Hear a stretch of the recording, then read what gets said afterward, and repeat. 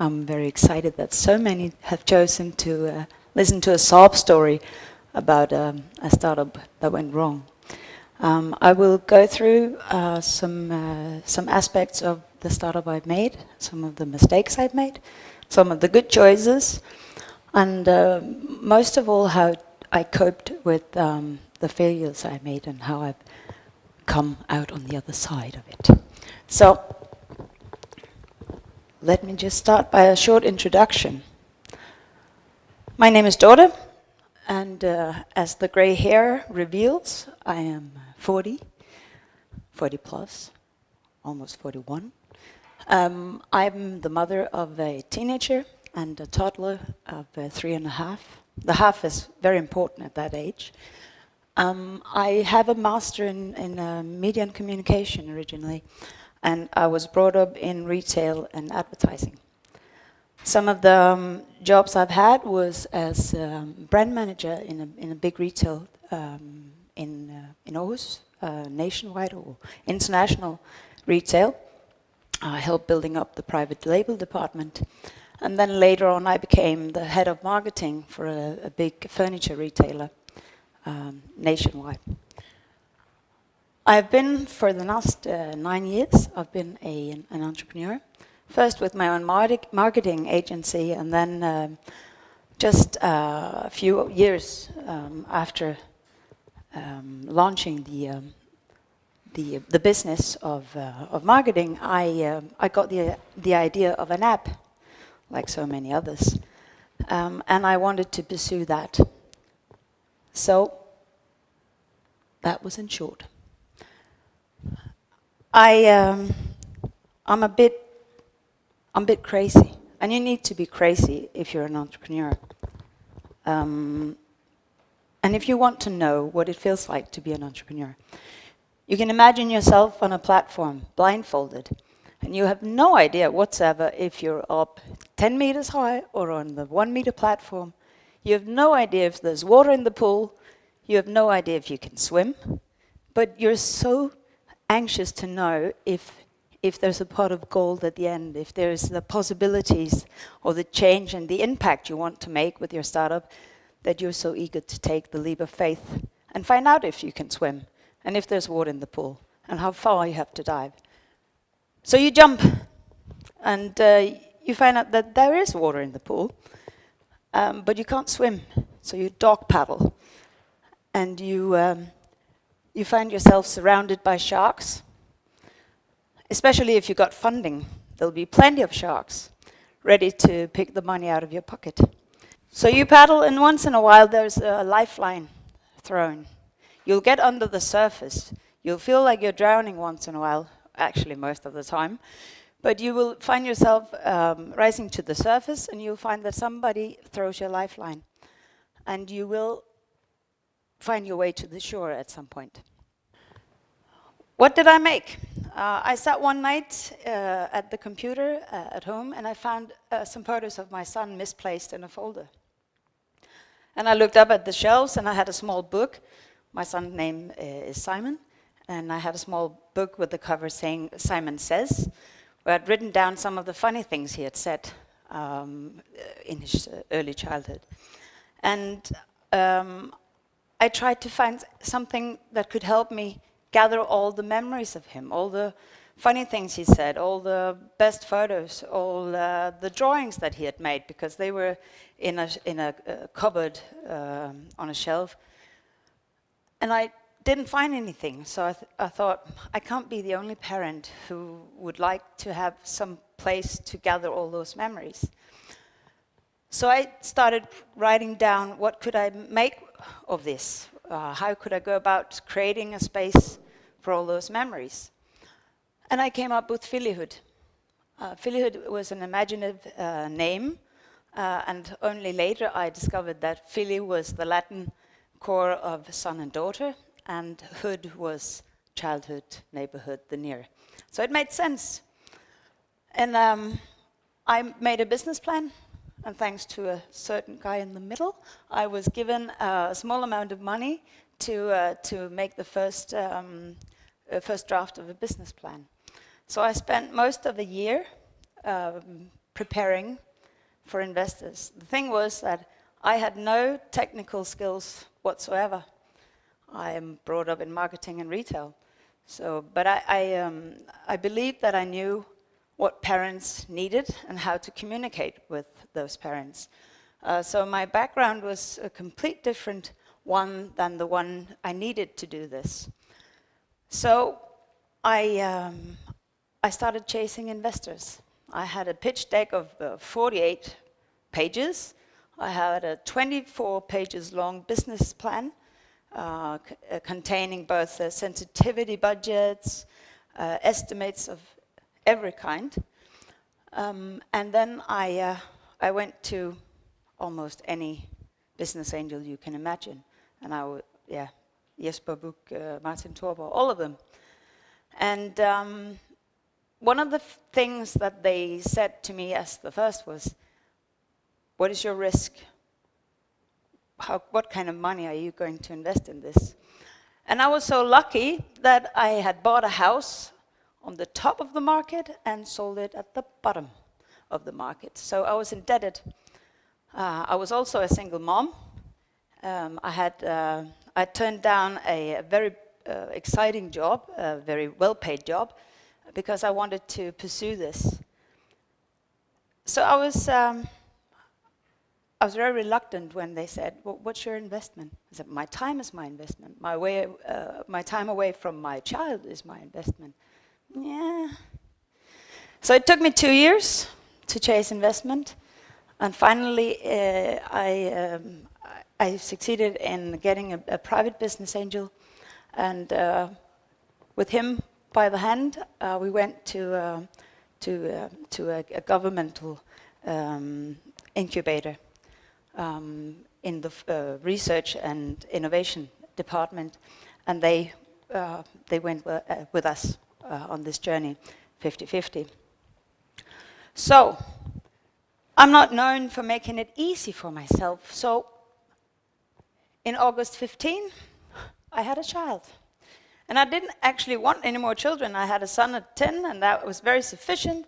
He was a big boy. He could help himself, and and I didn't really want more children. But I met this man, 45, without children, who has wanted children for 14 years, and he said, if you're going to be with me, we're going to have children. I said, I'm not going to have any more children. So there's a negotiation, and I said, okay, just let me have 1.5 years with Phillyhood, maybe 2. And then we can work on it. And the work on it part was very pleasing for him to know, but nevertheless, accident happened, and in November I was pregnant, just after signing with the investors in May. I considered whether or not to go through with the pregnancy, but having a child already, and for those of you who are parents, you can't say no to a child once it's there. So some of the things that I was constantly in turmoil about was making choices, whether to do one thing or the other thing. There were pros and cons about every aspect of every day, of every choices. I had to make many choices every day. And some of the ones I remember giving me the hardest strain was weighing whether or not we should be ready to accommodate instant growth. If we could be ready to get partnerships. For instance, we built an advertising engine. Tons of money creating this engine for advertisers.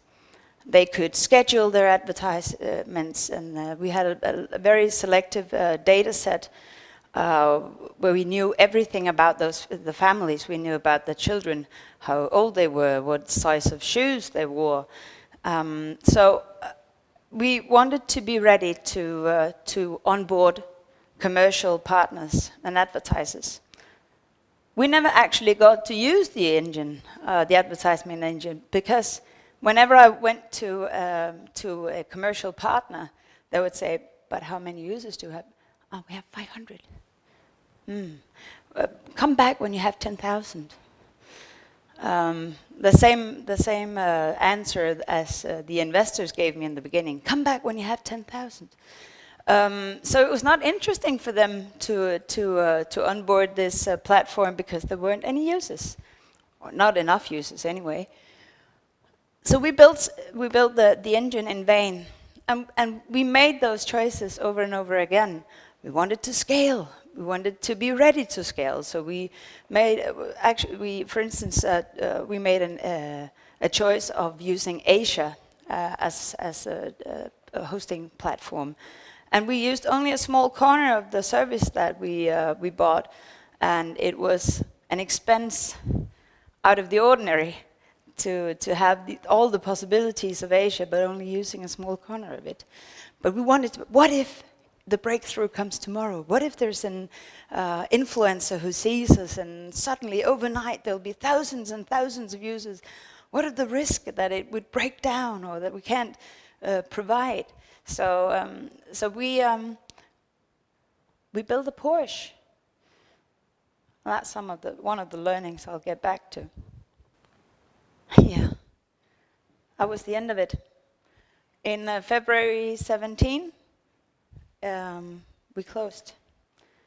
Vækstfonden owned all the IP and the rights to all code and all the users, and they actually asked me if I wanted to take over and regain 100% ownership of Filihood. They thought that there was a bigger chance for them to get their money back if they tried to give me the opportunity to try again.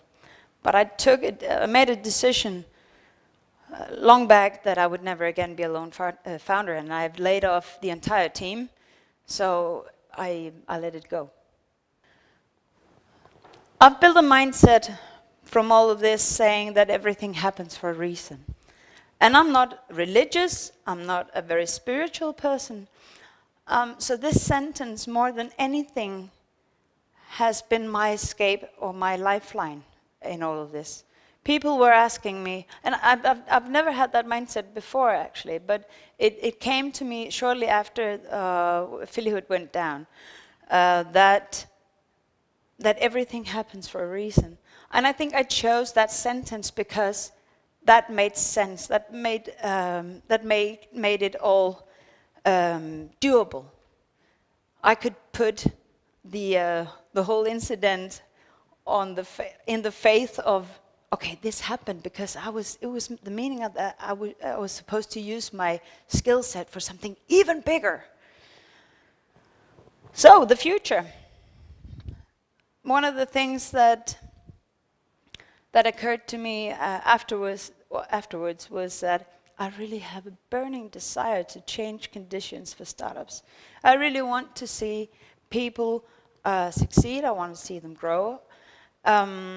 So I launched Peritas, where I help startups and small and medium-sized businesses getting new perspective, create new revenue streams, maybe supplementary products. And I want to help people make good choices. I'm the devil's advocate.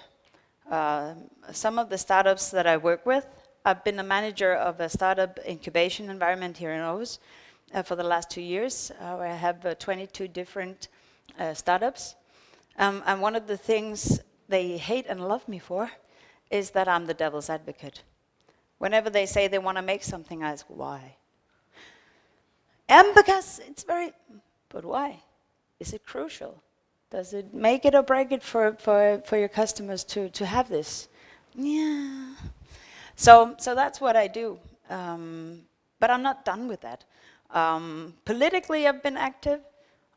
When I got the message that I wasn't entitled to my own money from the insurance, I was so angry on the phone, and I started by apologizing to the woman on the phone when I told her that there was something wrong in their system. I told her, it's not you personally, but I will not give up on this before I stand in front of the the Minister of Employment, and ask him to explain to me why you want to chop off the legs of entrepreneurs that don't succeed. So I will not give up, I said. And I've never been so angry in my life, because I found it so unfair. I've had employed 10 different people. I have brought food to the table of 20 plus consultants through the last 4 years. So I was really angry. And then half an hour later, their political, their head of political department at the insurance company called me and said, I just heard your story, and we want to be the choice of entrepreneurs. So if you want, I'll go all the way with you to the press and to the minister. And the outcome, if we were able to change anything in the law, legislation of this, I wouldn't benefit, because when you make new laws, it's not in reverse, so I wouldn't benefit anything. But I found statistics that 62% of all failed startups didn't have any income or revenue from the first 2 years. So potentially 62% of all startups would end up in the same situation as ours. So I was dedicated to try to change that law and that legislation. So I was on the news, I was in the papers, I was everywhere, yelling, screaming. And at the end, there was a new legislation on the area. So now you can't fall into the same trap that I went into. So now it's income instead of revenue to the business. It's personal income that decides if you're entitled to your money or not. This is the end of it. Thank you so much.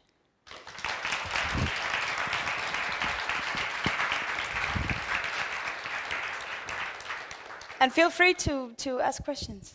Hit me.